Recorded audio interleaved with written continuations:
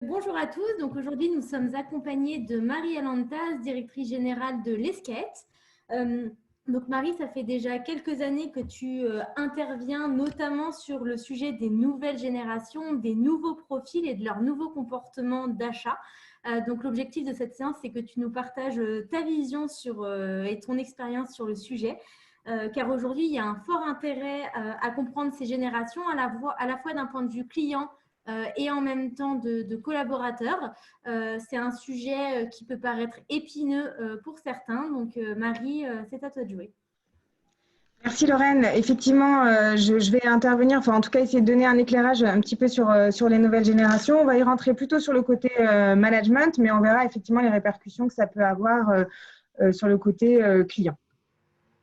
Donc je vais vous partager mon écran. Alors, hop, cette fois-ci, ça fonctionne. Hop, est-ce que vous voyez mon écran? Pas encore, Marie. Ok. C'est parfait. Super. Donc, effectivement, quand on parle, aujourd'hui, quand on se pose des questions un peu sur les nouvelles générations, c'est généralement parce qu'on se pose la question de la gestion, en fait, des individus et de nos équipes. La plupart du temps, c'est ça la problématique qu'on a quand on commence à parler de ces générations.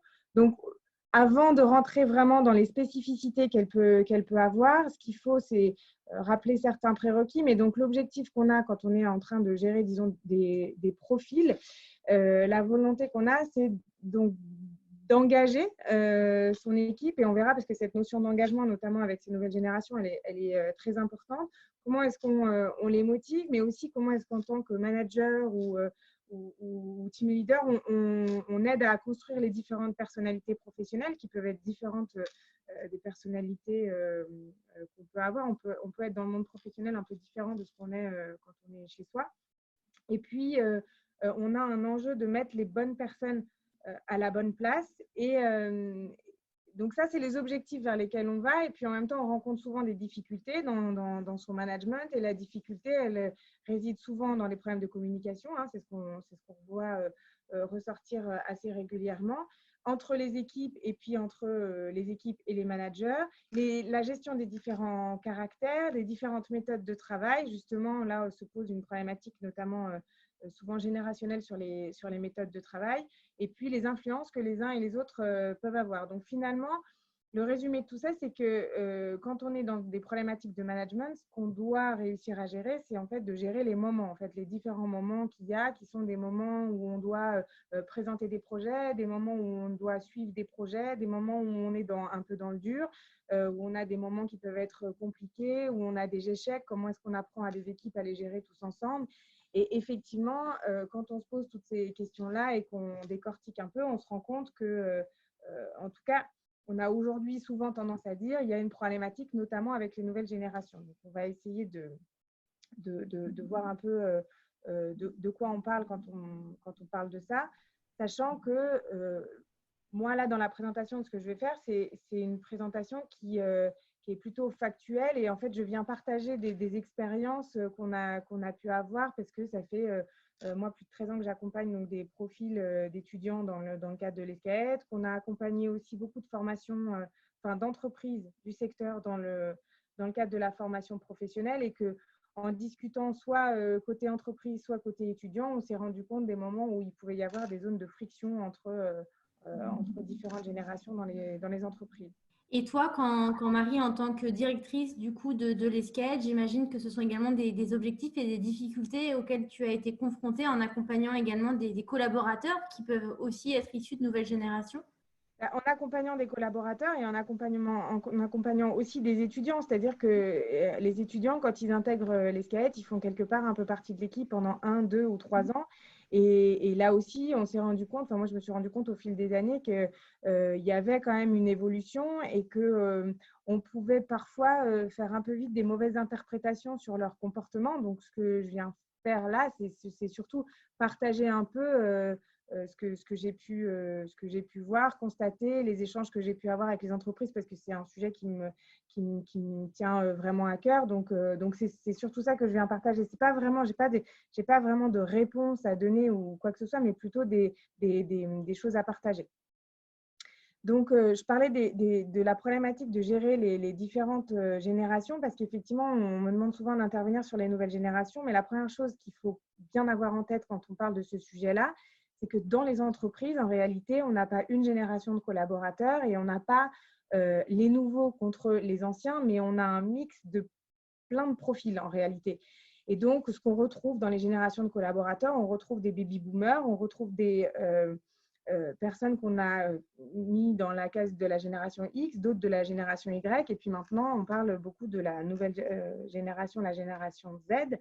Et puis, on commence de plus en plus à parler de la génération alpha. Je l'ai mise quand même parce qu'on verra qu'elle est indirectement dans l'entreprise. Elle n'est pas directement dans l'entreprise, mais elle est indirectement. Alors, si on prend les baby-boomers, donc c'est la génération d'après-guerre, qui est une génération en fait qui dans sa relation à l'entreprise a connu en fait que de la croissance, dans le sens où il y avait tout à reconstruire, il y avait une belle solidarité qui s'est mise en place dès le départ, puisque de toute façon tout le monde devait reconstruire un modèle. Et il y avait un grand respect de l'autorité, de la hiérarchie. Et puis, c'est vraiment des générations qui n'ont vécu que quelque part un travail qui n'a fait que croître, des expériences professionnelles qui n'ont fait que se densifier et un peu à la fois le niveau de vie aussi. Et donc, ce qu'il faut bien comprendre, c'est que la génération donc, de baby-boomers, c'est la génération des parents des individus de la génération X, qui est plutôt donc, catégorisée donc, entre 1960 et 1980, et qui est une génération à qui on a dit que dans l'entreprise, en fait, tout allait globalement bien se passer et que c'était quelque chose de très important dans la vie d'un individu. Et donc, c'était une génération qui avait une vraie recherche de défis, de faire mieux que la génération d'avant, et puis une soif d'apprendre, d'en apprendre encore plus. Et en même temps, c'est la première génération qui a rencontré les premiers problèmes économiques, notamment avec le choc pétrolier dans les années 70, et qui en fait, a rencontré les premières crises économiques. Et c'est dans cette génération X qu'on retrouve les premiers un peu laissés pour compte, où on a eu les premiers plans sociaux dans les entreprises et qui finalement se sont retrouvés, alors qu'ils avaient tout donné à leur entreprise, se sont retrouvés tout d'un coup sur le bord du chemin sans comprendre réellement ce qui s'était passé. Et c'est les premiers déçus, on va dire ça comme ça, du monde de l'entreprise. Et cette génération X, c'est les parents en fait de la génération Y. Et quelque part, alors il y a eu eux, évidemment, dans les expériences que certains ont eues, qui ont retransmis ce message-là à la génération Y, mais il y a aussi tout ce qu'on a pu voir un peu à la télé, dans les médias, tout ce qu'on a pu entendre sur le capitalisme, le fait qu'il fallait peut-être faire un peu attention à l'entreprise, qu'il ne fallait pas tout aller chercher dans l'entreprise. Et donc, quelque part, la génération Y, elle a voulu s'émanciper un peu de ça. Donc, c'est la première sur laquelle on a un peu tapé dessus en disant, voilà, stigmatisé en disant, oui, c'est une génération, de toute façon, ils n'ont plus envie d'écouter quoi que ce soit, ils font leur propre modèle. Mais quelque part, on les a un peu poussés aussi à ça en leur disant, tu sais, le monde de l'entreprise, c'est pas si chouette et il faut que tu réfléchisses, il faut que tu… En fait, on leur a dit, il faut que tu réussisses autrement que dans le monde de l'entreprise, mais finalement, sans leur expliquer vraiment pourquoi, comment, on leur a dit, tu sais, les entreprises, ils ne sont pas tous sympas, donc il faut que tu cherches un peu autre chose, que peut-être que tu développes ta propre entreprise, mais sans vraiment leur donner de code. Donc, eux, ils ont eu peu de modèles auxquels s'identifier.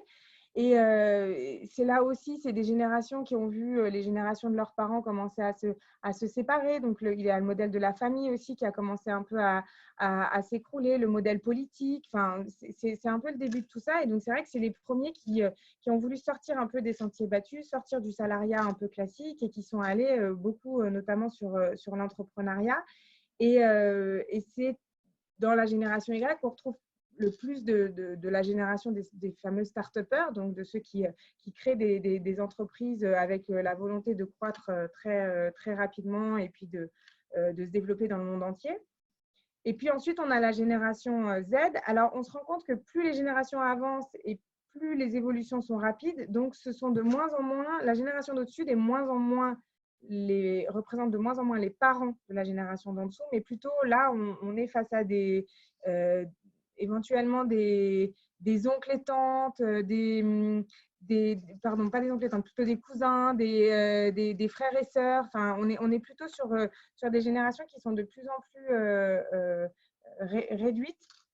Et donc, une influence qui ne vient plus nécessairement des parents, mais qui vient aussi de frères et sœurs ou de cousins, cousines. Enfin, c'est un peu plus réduit.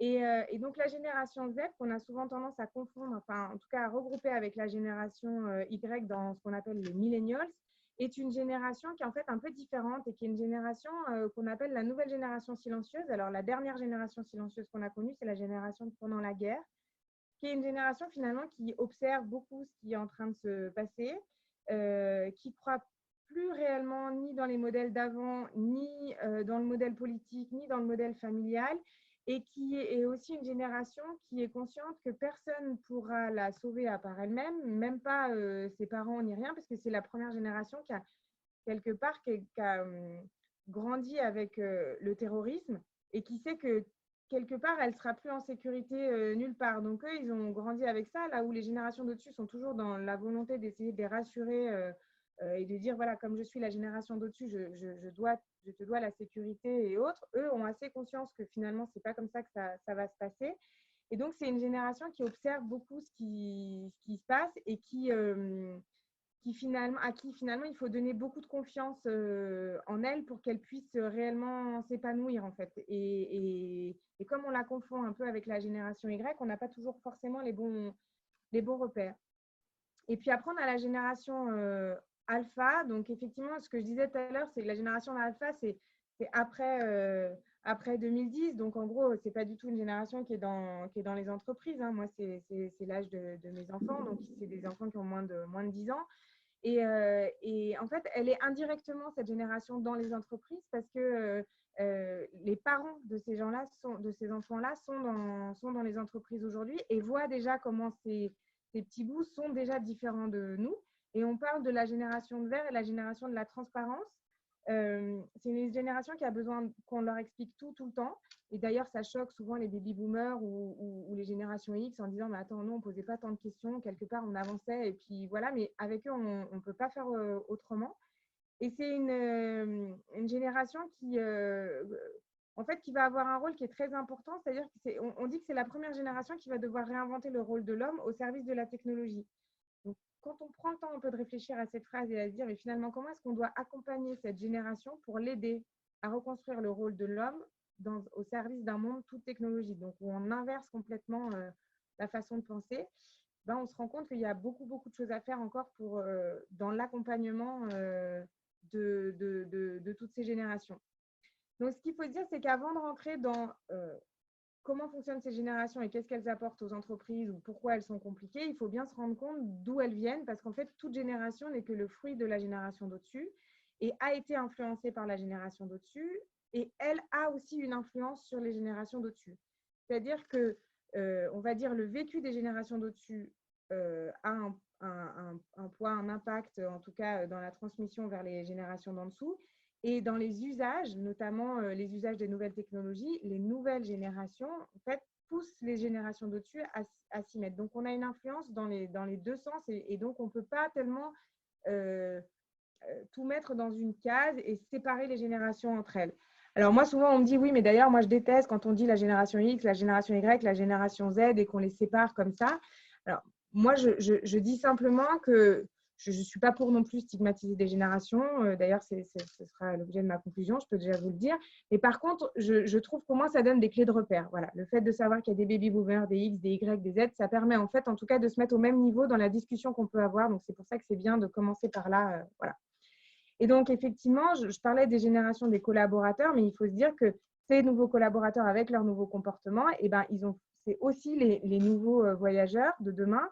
Et donc, effectivement, comme il y a des évolutions dans leur façon de voir l'entreprise, il y a aussi des évolutions dans leur façon de voir le voyage. Donc, effectivement, il va falloir s'adapter à eux aussi. Alors, parallèlement à l'évolution des générations, il faut savoir que aussi les entreprises ont énormément évolué et que là aussi, il y a beaucoup de choses qui ont changé en finalement pas tant d'années que ça. Et on est sorti du modèle idéal où on disait, il y a encore même 10, 15 ans, on disait quelque part, le Graal de la carrière professionnelle, c'était de passer d'abord par une grande entreprise ou à un moment dans sa vie par une grande entreprise. Donc, dans le tourisme, passer par Air France, passer par la SNCF, passer chez Accor, c'est quelque chose qui semblait important. Et on a toujours des gens qui peuvent être des baby boomers ou de la génération X qui ont tendance à donner ces conseils-là aux nouvelles générations. Et souvent, donc, quand on est dans ces entreprises-là, on est dans un management qui est assez vertical, assez hiérarchique, donc tout ce qu'on a pu connaître avant. Mais on se rend compte qu'aujourd'hui, il y a d'autres propositions dans le monde du travail et il y a d'autres types d'entreprises qui se sont développées. Donc, on a vu des entreprises de taille intermédiaire, les ETI, les PME, PMI, qui elles aussi ont commencé à mettre en place en fait d'autres types de management de plus en plus ces dernières années. Donc, ils sont allés vers l'entreprise libérée ou l'holacratie, qui est de dire en fait, on n'est plus dans un management vertical, mais on est dans un management qui est de plus en plus horizontal. Et on a vu arriver, je vous l'ai dit tout à l'heure avec les générations Y, en fait, cette volonté de sortir du salariat et de créer soi-même son entreprise. Donc, d'abord avec des dispositifs de micro-entreprise, c'est ce qu'on a entendu au départ. Et puis, de plus en plus, on s'est rendu compte que dans les entrepreneurs qui se lançaient, il y avait deux types d'entrepreneurs. Il y avait des entrepreneurs qui avaient envie de monter une entreprise de façon un peu classique. Et puis, il y avait des entrepreneurs qui avaient l'impression ou qui ont l'idée du siècle et qui ont besoin d'aller très, très vite, de croître très, très vite, donc de lever des fonds. On entend de plus en plus parler de levée de fonds, qui ont besoin d'aller se développer à l'international très rapidement et qui n'ont pas le temps d'attendre, en fait, d'avoir suffisamment engrangé de chiffre d'affaires pour pouvoir le faire. Et ça perturbe des générations qui n'ont pas connu ça, des générations qui ont dû bosser et avoir un chiffre d'affaires suffisamment conséquent pour que leurs banquiers veuillent bien leur prêter de l'argent supplémentaire pour se développer. Aujourd'hui, ça ne fonctionne pas comme ça et ça ne fonctionne plus toujours comme ça. Et du coup, il y a des problèmes de compréhension. Et en plus donc d'un management un peu nouveau, moins vertical, il y a aussi d'autres types de management qui se sont un peu ou d'accompagnement qui se sont un peu mis en place, comme l'incubation. Donc, les startups, on les a mises dans ce qu'on appelle des espèces de labs et des incubateurs qui leur permettent d'aller encore plus vite. Ce qui est très déstabilisant, ou en tout cas, ce qui a dû obliger qui a obligé les écoles comme la nôtre à s'adapter pour accompagner des nouvelles générations, parce que du coup, nous, on se retrouve avec des étudiants qui peuvent rentrer dans des startups parce qu'ils sont très attirés par ça, parce qu'il y a un côté très agile, très nouveau, tout ça. Et que finalement, quand ils rentrent dans une entreprise, dans laquelle on leur dit, nous, on est en train de se monter, mais on ne sait pas si notre modèle il est valable. On ne sait pas si on a un marché, mais on est dans un incubateur et on est en train de se tester. Donc, finalement, on est dans l'apprentissage, la notion d'apprentissage tout au long de la vie. Et donc, on est dans quelque chose qui est très différent de ce qu'on avait avant, où on disait, je rentre dans une entreprise, elle est quelque part, elle connaît son marché, elle connaît ses cibles, elle connaît ses clients, et moi, je vais apprendre comment ça fonctionne et m'intégrer là-dedans et essayer de faire grandir l'entreprise de la même manière. Là, aujourd'hui, on peut rentrer dans des entreprises qui elles-mêmes ne savent même pas si leur modèle est encore clair ou pas. Donc ça, c'est très perturbant et très différent de ce qu'on a pu voir. Et puis, pour un peu répondre à cette je ne sais pas si on peut dire cette folie, mais en tout cas cette tendance vers la start-up, les incubateurs et autres, les grandes entreprises, elles aussi se sont dit, il faut qu'on quelque part, on fidélise notre collaborateur interne en lui proposant aussi, pourquoi pas, d'entreprendre, mais chez nous. Et donc, du coup, on a des notions d'intrapreneuriat qui se mettent en place dans des grands groupes. Donc, où on est un collaborateur lambda, quel que soit quelque part le service dans lequel on peut proposer des idées pour devenir entrepreneur au service de son entreprise. Donc, ça, c'est très nouveau parce que quelque part, quand on est entrepreneur, normalement, on est entrepreneur. Donc, on n'est pas dans le cadre d'une entreprise et on n'est pas salarié. Et maintenant, on peut être salarié et entrepreneur. Donc, ça aussi, c'est encore nouveau et ça oblige encore un accompagnement un peu différent des nouvelles générations. Et puis, on a aussi d'autres initiatives dont je pense que c'est important de parler, mais qui sont mises en place aussi dans des grands groupes, qui sont par exemple le mentoring inversé ou les shadow comex, par exemple, chez Accor. C'est-à-dire que tout le comité exécutif, donc avec un directeur commercial, un directeur marketing, un directeur des ressources humaines quand ils se regroupent, en fait, est mis en place. En fait, donc, il y a le COMEX, on va dire classique, et il y a un COMEX qui a été mis en place, un Shadow COMEX, avec que des gens de moins de 35 ans qui traitent les mêmes sujets que sur le COMEX normal, mais traités par des gens des nouvelles générations. Et ensuite, les résultats sont partagés et on se rend compte chez Accor que beaucoup d'éléments qui ont été décidés en Shadow COMEX ont été repris par le COMEX normal, on va dire ça comme ça. Et le mentoring inversé, c'est ce qui consiste à dire, bah voilà, je suis un stagiaire, je viens d'arriver dans une entreprise, et en fait, j'ai un savoir que mon patron n'a pas, et donc du coup, c'est moi qui vais être son mentor sur, par exemple, les réseaux sociaux, sur, bon, voilà, c'est l'exemple qu'on voit le plus. Et quelque part, ça perturbe aussi dans l'entreprise parce que la collaboratrice ou le collaborateur qui est là depuis 20 ans, qui lui a mis 10 ans à pouvoir frapper à la porte du patron pour pouvoir avoir un échange avec lui, bah là, il se rend compte que tout d'un coup, il y a le stagiaire qui arrive et qui passe des heures et des heures avec le patron, que le patron le trouve formidable parce qu'il lui apprend les réseaux sociaux et que du coup, il se crée un lien qu'eux n'ont pas eu la chance de créer avec leur patron avant. Et donc, tout ça fait qu'aujourd'hui, on a à la fois des collaborateurs qui sont très différents et en même temps des entreprises qui ont évolué très différemment et qui ont des propositions de valeur qui sont très différentes par rapport à avant. Avant, globalement, d'une entreprise à une autre, on avait quand même des choses qui étaient assez similaires. Aujourd'hui, on peut avoir vraiment des cas de figure qui sont vraiment variés. Et c'est ce qui rend à la fois les choses passionnantes et en même temps les choses compliquées. Et c'est pour ça que c'est difficile. Enfin, en tout cas, qu'il ne faut pas stigmatiser juste une génération et dire ils sont tous compliqués. Tout dépend de quoi on parle, de quel contexte, avec qui et dans quelle situation. Voilà ce que je peux dire déjà un peu en préambule. Avant qu'on rentre vraiment dans les générations, je pense que c'est bien important d'avoir ça en tête. Quels sont les objectifs et les difficultés qu'on peut rencontrer et finalement, de quoi on parle quand on parle de nouvelle génération. On ne peut pas parler de nouvelle génération dans leur coin parce qu'elle s'intègre dans un dispositif plus global qui est un mix de générations et un mix de visage d'entreprise, entre guillemets, façon de fonctionner et autres. C'est intéressant, Marie, ces nouveaux modèles que tu exposes parce que ça fait sens tout à l'heure quand tu disais que les anciennes générations, eux, ils étaient plus à rechercher la sécurité au travail. Finalement, les nouvelles générations, aujourd'hui, elles vont chercher ces nouveaux dispositifs que tu viens de nous présenter. C'est ce qui va leur plaire aussi dans la recherche d'un emploi, j'imagine. C'est ça, et c'est ce qui est déstabilisant pour beaucoup, c'est qu'effectivement, ce qui les intéresse, c'est que c'est plus du tout les mêmes choses qu'avant. Donc, c'est plus notamment le salaire le salaire n'est plus leur moteur, mais c'est plutôt qu'est-ce qu'elles vont trouver dans les entreprises et comment est-ce que ça va matcher, enfin, à l'image de cette fameuse application Tinder qui a fait un carton chez les nouvelles générations, mais on est vraiment là-dedans. C'est comment est-ce que ça matche avec une entreprise ou pas. Et c'est vrai que quand ça ne matche pas, ils ont moins de scrupules à en partir. Et c'est ça qui déstabilise. Si on rentre un peu dans le détail, Lorraine, là, sur en fait maintenant ce qu'ils sont et quels sont en fait, comment est-ce qu'on peut, quelles sont les particularités de ces nouvelles générations. En fait, ils sont collaboratifs et c'est vrai que c'est des générations qui ont besoin tout le temps de travailler ensemble, de travailler à plusieurs et qui sont souvent se révèlent assez mauvaises quand elles travaillent toutes seules en autonomie.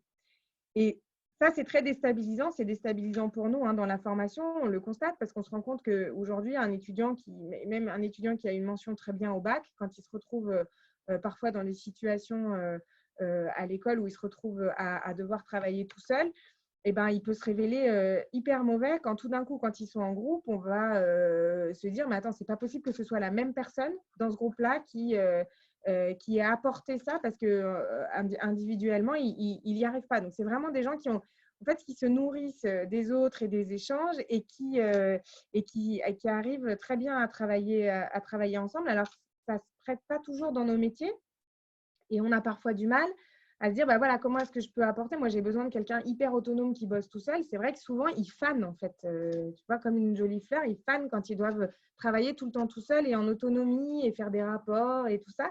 Et donc, c'est comment est-ce qu'on trouve des solutions, même s'ils ont un travail assez individuel, comment est-ce qu'on arrive à faire en sorte qu'il y ait des reportings, qu'il y ait des messages. Alors, les nouveaux outils de communication le permettent, notamment grâce à WhatsApp et autres, mais pour qu'il y ait un partage, en fait, un partage d'activités, même d'activités individuelles, qu'il y ait un partage entre eux pour s'aider à s'améliorer et à avancer dans leur métier. Et comment t'expliques qu'ils soient autant collaboratifs? Ça vient de, j'imagine, enfin, ça vient pas forcément de l'école, ça vient des nouveaux outils qui sont mis en place, qui font que du coup, voire même cette économie collaborative, qui font qu'ils ont besoin toujours d'être dans cette notion de co.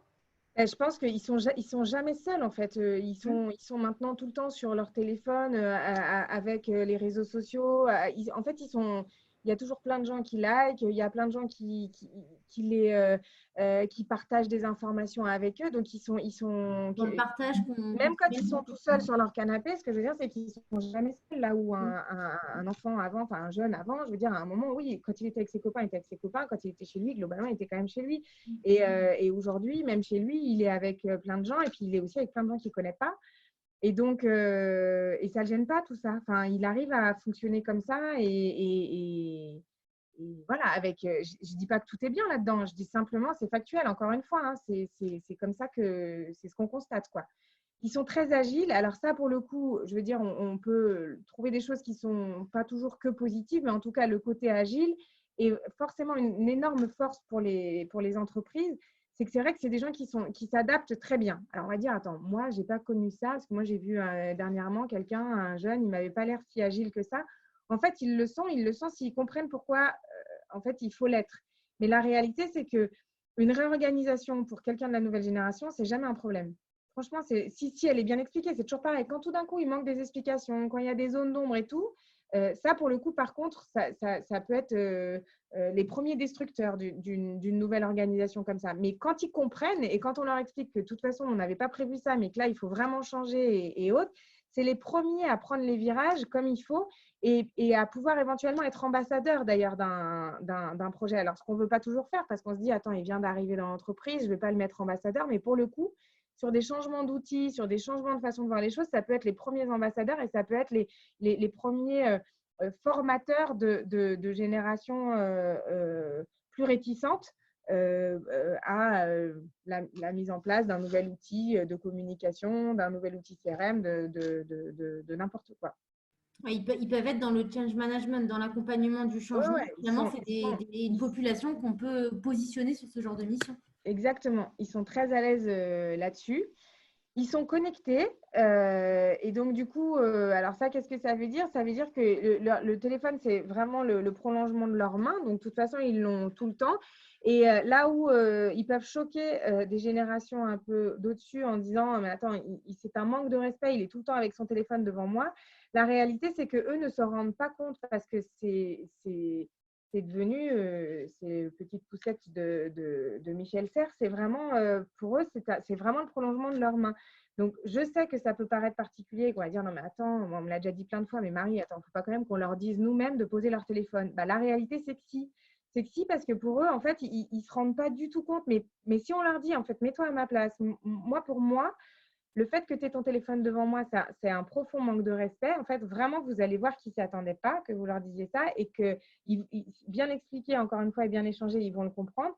Et après, ils vont passer à autre chose et ils vont transformer leurs usages. Mais c'est juste que eux n'ont pas l'impression de mal faire quand ils sont avec leur téléphone. Et le fait d'être connecté, d'être avec leur smartphone, fait qu'ils fonctionnent avec des applications et donc ils fonctionnent par usage. Donc, c'est vraiment des gens qui zappent sans problème d'une appli à un autre, d'un usage à un autre. Donc, en fait, si à un moment, ils ont besoin de quelque chose ou de quelqu'un dans l'entreprise, hop, ils vont créer quelque chose avec. Et quand ils n'ont plus besoin, ils vont passer à autre chose. Donc, c'est sûr que c'est plus du tout la même façon de fonctionner que ce qu'on avait avant dans les entreprises. C'est des générations. Alors là, je les ai mis, mais je mets des réserves à chaque fois. On dit que c'est des gens qui ont besoin de fun tout le temps. Ils ont besoin que ce soit drôle, tout ça. Donc, c'est vrai que nous, on a vu une évolution à l'école quand on a vu les entreprises venir ces dernières années. On a vu des entreprises venir se présenter et plus jamais parler de leur métier, mais dire qu'il y avait des billards, des baby-foot dans l'entreprise, qu'ils organisaient des anniversaires, ils fêtent le carnaval et autres. Et c'est vrai que nous-mêmes, on a été perturbés en se disant, mais attends, c'est quoi ce rapport à l'entreprise? Et c'est vrai qu'on a souvent tendance à penser que les nouvelles générations, maintenant, elles veulent venir dans les entreprises parce que c'est fun. La réalité, c'est que ce n'est pas vraiment ça. On ne peut pas dire qu'ils recherchent que ça. C'est vraiment des gens qui font la différence entre ce qu'est le monde du travail et ce qui est le monde perso. La seule chose, c'est qu'effectivement, c'est des gens qui ont besoin en fait, d'être sérieux s'il y a besoin d'être sérieux, mais pas obligatoirement sérieux sous prétexte qu'on est dans le monde de l'entreprise. Et donc, c'est vrai que c'est des générations qui se disent on peut aussi être dans le monde de l'entreprise, on peut aussi bosser sérieusement, mais quand même se marrer de temps en temps. Donc, c'est vrai que c'est difficile, par exemple, c'est de plus en plus difficile pour des profils comme eux de rentrer dans des call centers, par exemple. Je prends un exemple bien marquant où ils doivent rester toute la journée assis devant leur ordinateur à répondre à des coups de téléphone, au revoir, s'ils ont tant d'attentes, si c'est trop, s'ils ont fait assez d'appels ou autre. Ça, c'est compliqué pour eux. En fait, ce côté, il n'y a aucune souplesse. C'est hyper difficile. Mais ce n'est pas des gens qui veulent forcément se marrer tout le temps. Après, sur la partie refus de l'autorité, c'est pareil. On a souvent tendance à dire ils refusent l'autorité, dès qu'on leur dit quelque chose, ça ne va pas. Là aussi, moi, je l'ai pensé pendant un moment. Et puis, au fur et à mesure, tu regardes les choses un peu différemment et tu te rends compte que ce n'est pas qu'ils refusent l'autorité. Ils refusent l'autorité quand on décide de ne pas leur expliquer le pourquoi du comment.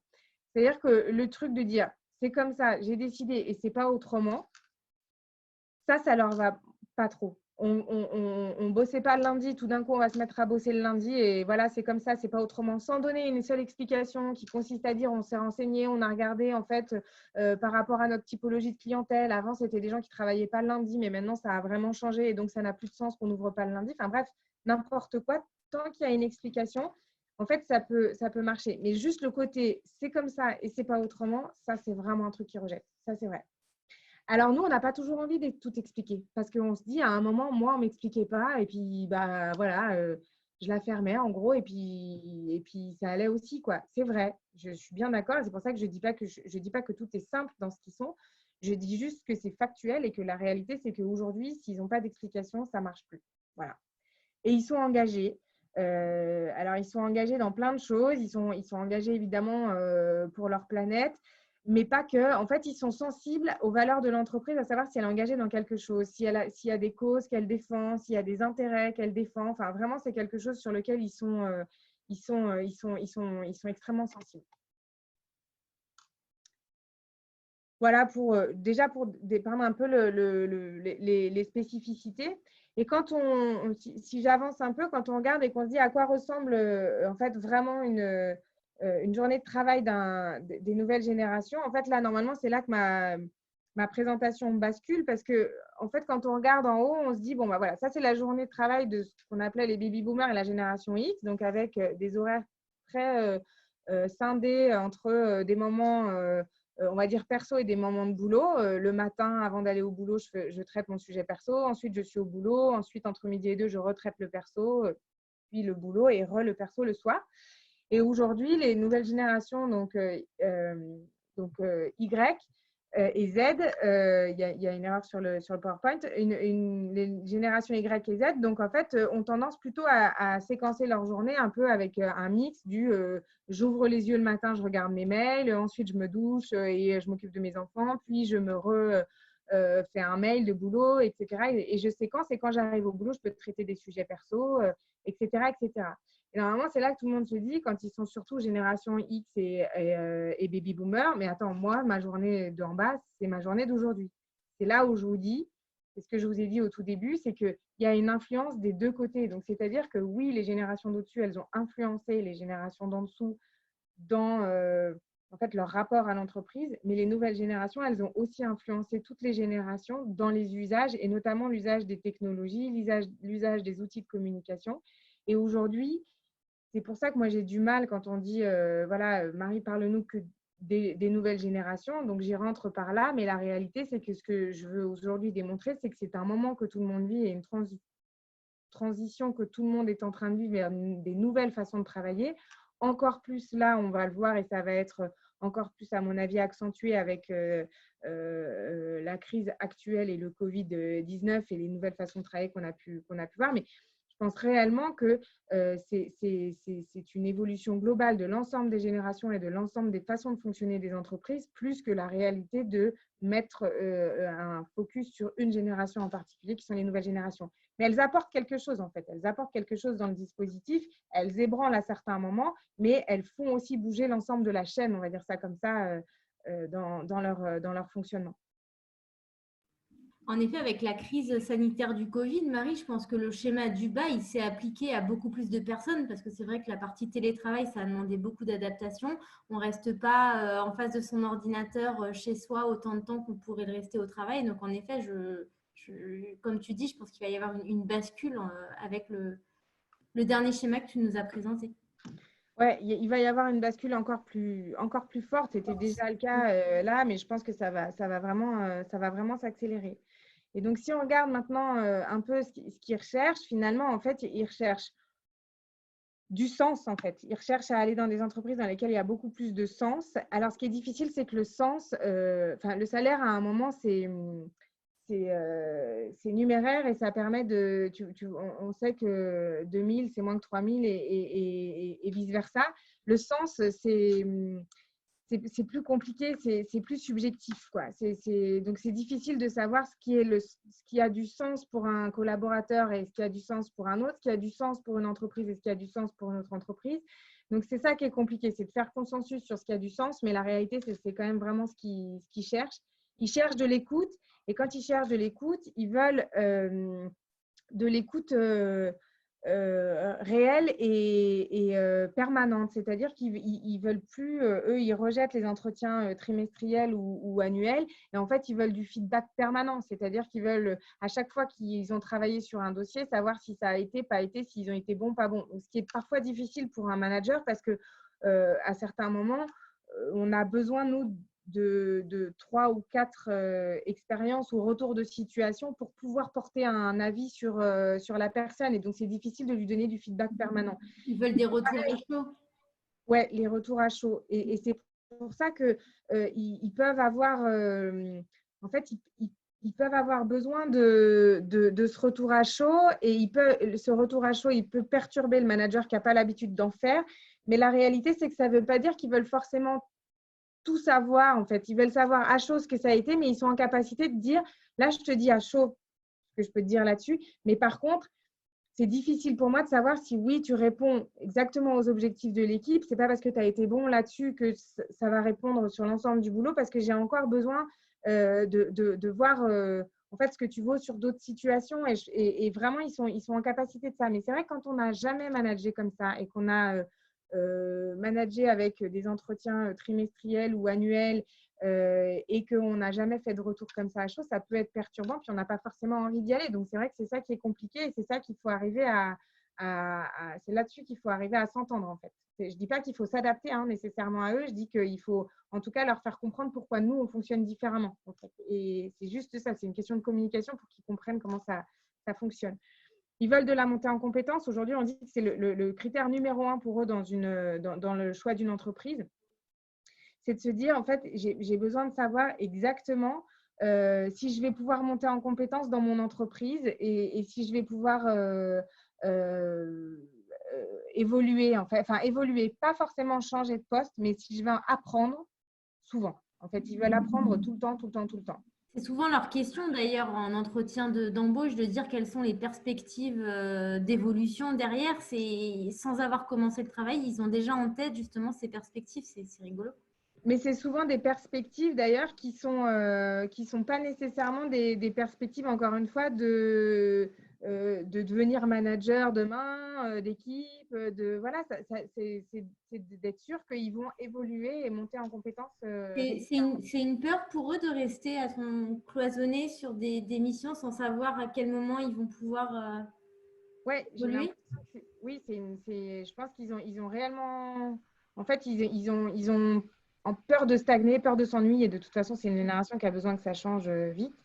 Ils ont besoin de partager. Donc, je l'ai dit, partager avec leurs managers, partager avec leurs collaborateurs. Ils ont besoin de partager. Donc, c'est vrai que parfois,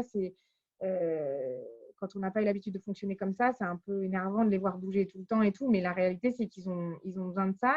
Je l'ai dit tout à l'heure, mais ils ont besoin d'engagement, ils ont besoin de sentir l'engagement de l'entreprise, vraiment. Ils ont besoin d'être responsabilisés dans leur fonction. Donc, ça ne veut pas dire qu'ils ont besoin d'être responsables de telle ou telle personne, mais ils ont besoin de sentir qu'en fait, dans le périmètre qu'on leur donne, même s'il est petit, ils sont responsables de ça, en fait. Ils ont vraiment besoin de ça. Ils ont besoin aussi de flexibilité et ça, ce n'est pas facile de mettre en place ça dans les entreprises, mais ils ont vraiment besoin de flexibilité. Ils ont besoin que tout ne soit pas une contrainte. Donc, ils ont besoin que si au milieu de la journée, ils ont besoin de prendre une heure parce que tout d'un coup, il y a, je ne sais pas quoi, leur meilleur ami qui s'est cassé la jambe et qui doivent l'emmener à l'hôpital, en fait, ils ont du mal à comprendre qu'on va les empêcher d'y aller. Là où on a souvent tendance à penser que bah, voilà, quand ce n'est pas tes parents ou ce n'est pas tes enfants, c'est compliqué. Si on ouvre quand les portes aux meilleurs amis et aux autres, on ne s'arrête jamais. Mais la réalité, c'est que globalement, plus on est un peu flex avec eux et plus ils sont reconnaissants de l'autre côté et plus ils sentent qu'il n'y a pas du tout de possibilité et plus ils vont être, eux, très réticents à bosser une heure de plus, une minute de plus, quoi que ce soit. Ils ont besoin de reconnaissance, je l'ai dit tout à l'heure, mais vraiment, ils ont besoin qu'on reconnaisse ce qu'ils font quand ils font des choses bien. Et ils ont besoin d'innovation. Ils ont besoin de sentir que l'entreprise, elle crée tout le temps, elle construit. En fait, elle pense à demain, elle pense à ce qu'elle va être demain. Ça ne veut pas forcément dire mettre des gros services de R&D ou quoi, mais ils ont besoin de savoir que l'entreprise, elle réfléchit vraiment à ce que ça va être, comment les choses vont se passer demain.